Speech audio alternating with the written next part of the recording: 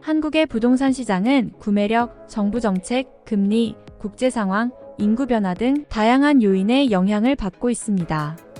이와 관련하여 몇 가지 예상되는 전망에 대해 말씀드리겠습니다. 우선 한국에서 부동산을 구매하는 연령층에 대해 알아보죠. 한국의 경우 부동산 구매는 30대 중반부터 시작하며 연령대가 높아질수록 주택 소유율이 높아지는 형태를 띠고 있습니다. 영상의 사진에서 보듯이 현재 5, 60대가 부동산에 큰 손으로 자리 잡고 있습니다.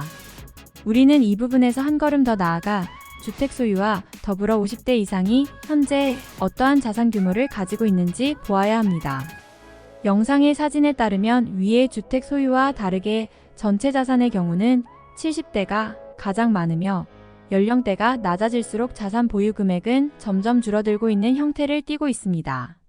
정리하자면 부동산을 주로 보유하고 있는 연령대는 5, 60대이며 자산이 가장 많은 연령대는 6, 70대임을 알 수 있죠. 1인 가구를 기준으로 결과를 도출해도 이와 동일합니다. 이 부분에서 우리는 한 가지 사실을 도출할 수 있습니다. 바로 60대를 기점으로 부동산에 대한 수요가 점점 떨어지기 시작한다는 것이죠. 이는 60대에 접어들면서 은퇴 준비를 하는 한국의 특성과 맞닿아 있습니다. 물론 부동산을 가진 대부분이 근로소득자가 아닌 개인의 사업장을 영위하고 있다고 가정하더라도 이 연령대는 곧 은퇴를 준비하는 시기이죠. 그로 인해 본인의 자산을 늘리기 위한 공격적 투자가 아닌 은퇴 이후 안정적인 삶을 영위하기 위해 방어적으로 투자 계획을 펼치게 됩니다. 즉, 60대를 기점으로 하여 이들은 더 이상 부동산 수요층이 아니라 공급층으로 변해간다는 것입니다. 우리는 이 사실에 좀 더 주목할 필요가 있습니다. 만약 60, 70대 이상이 부동산을 판매하는 세대라면 부동산 가격이 원만하게 상승하기 위해선 그 아랫세대의 자산이 윗세대보다 더 많아야 합니다. 그러나 한국의 경우는 연령이 낮아질수록 점점 자산 보유액이 줄어들고 있습니다. 특히 중추 역할을 하는 40, 50대가 은퇴 세대인 70대보다 자산이 적다는 것은 주요한 시사점입니다. 이제 연령별 부채 비율을 같이 보겠습니다. 이 경우 상황은 더욱 악화됩니다. 부동산 구매와 딱히 연관이 없는 20대는 차치하더라도 연령대가 낮아질수록 자산 대비 부채 비율은 증가하고 있습니다. 이는 아래 세대로 갈수록 보유한 자산이 줄어들고 있음을 뜻함과 동시에 구매력이 악화되어감을 말해줍니다. 일부 사람들은 연령대가 높은 사람들은 부동산 보유 기간이 길 것이고 부동산 가격이 계속 상승하면서 자연스레 나이가 많을수록 자산이 많아지게 되는 것이라고 말하기도 합니다. 실제로도 어느 정도는 맞는 말입니다. 여태까지는 말이죠. 그러나 과연 앞으로도 그럴까요? 우리는 미래를 예상하기 위해 경제 성장을 부동산 시장과 연관시켜 바라보아야만 합니다. 첫 번째는 한국의 경제 성장률입니다. 영상의 사진과 같이 IMF를 기점으로 한국의 경제 성장률은 점점 낮아지고 있습니다. 팬데믹이 발생하지 않았다고 가정하였을 때 2020년 한국 경제 성장률 전망은 2.2%였습니다. 이는 1990년대 9.8%보다 한참 낮은 수치이죠. 이는 한국의 경제가 안정기에 접어들었다는 것을 뜻함과 동시에 구매력이 점점 악화될 수 있다는 것을 말하기도 합니다. 특히 세계 평균 성장률보다 하회하는 것은 한국 부동산 시장에도 많은 것을 시사하게 합니다. 이는 결코 부동산 가격 상승에 있어 긍정적인 요인이 아니죠. 그런데 여기서 한 가지 이상한 부분을 발견할 수 있습니다. 경제 성장률은 IMF를 기점으로 지속적으로 떨어지고 있지만 우리 모두 알다시피 집값은 그때와 비교하여 천정부지로 올랐습니다. 부동산 전망을 예측하기 위해서는 우리는 이 기현상에 대한 원인 진단을 해야만 합니다. 경제 성장률 감소에도 집값이 오를 수 있는 원인은 크게 두 가지입니다. 하나는 낮은 금리 기조의 지속이고 다른 하나는 한국의 가구 형태입니다. 낮은 금리 기조는 영상 후반부에 다루어 보도록 하고 우선 한국의 가구 형태에 대해 살펴보겠습니다. 한국은 2020년 이후로 인구가 감소하고 있습니다.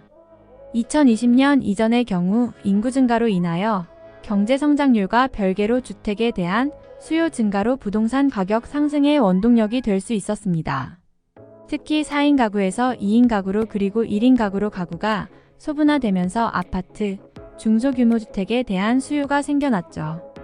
이와 관련하여 한 가지 재미있는 사실이 있습니다. 한국의 출산율이 낮아지는 것이 단기적으로는 부동산 가격의 상승 요인이 된다는 것입니다. 결혼을 하지 않는 1인 가구 수가 늘어날수록 집에 대한 수요는 늘어나게 됩니다. 물론 중대형 아파트의 경우 별개이지만요. 그러나 이는 장기적으로 보았을 때는 필요하게 불과합니다. 인구의 지속적인 감소와 더불어 이미 한국의 현대주거 형태는 2, 3인 가족이 주류 형태가 되고 있습니다. 이전 4인 가구 이상의 형태에서 2인으로 가구 형태가 축소됨에 따라 반사적으로 아파트에 대한 수요가 몰려 집값을 상승시킬 수 있었습니다. 그러나 2인에서 1인으로 축소돼도 같은 현상이 반복될까요? 아마도 그렇지 않을 것입니다. 1인 가구는 경제적인 이유로 아파트가 아닌 주택을 선호하게 될 것이기 때문이죠. 즉 1인 가구가 늘어남에 따라 어느 시점에서는 아파트 가격의 하락이 시작될 것입니다. 물론 몇 년 뒤 이야기겠지만요. 또한 1인 가구가 늘어남에도 불구하고 경제적 성장 동력 및 인구의 감소로 인해 장기적으로는 소규모 주택에 대한 수요 역시 감소할 것입니다. 인구 감소는 이미 한국에 정해진 미래이니까요. 물론 방법은 있습니다. 바로 이민자를 받는 것이죠. 이민자들의 유입은 자연스레 주택에 대한 수요를 불러일으킬 것입니다. 그러나 이에 앞서 이것이 이루어질지와 더불어 역효과에 대해서도 논의를 해봐야 합니다. 첫째로 한국은 타민족에 대해 보수적인 나라입니다. 한국인의 상당수는 이민자들에 대해 좋은 감정을 가지고 있지 않습니다. 이는 이민자들이 한국으로의 진입이 늦춰지는 결과를 낳게 합니다. 또한 이민자들을 받아들였다고 해서 집값이 오를지 역시 미지수입니다.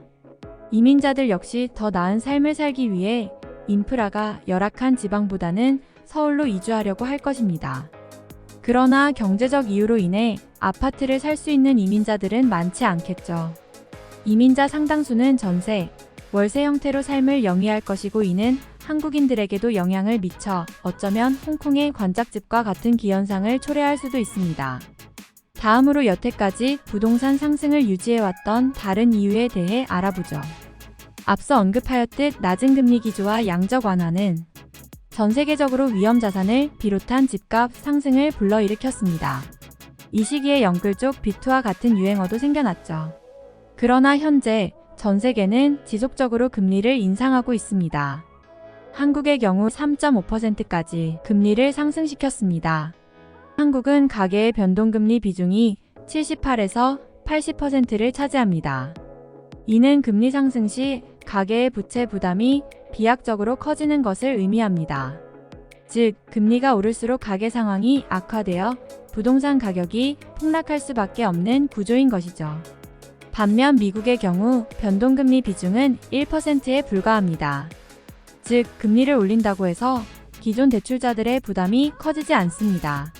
우리는 이 지점에서 기축통화국인 미국의 금리를 볼 필요가 있습니다. 미국의 금리는 현재 5.25%입니다. 이는 외국인 투자자들의 입장에서 굳이 한국 화폐 보유와 한국에서 투자를 진행할 이유가 없어지는 효과를 불러일으킵니다.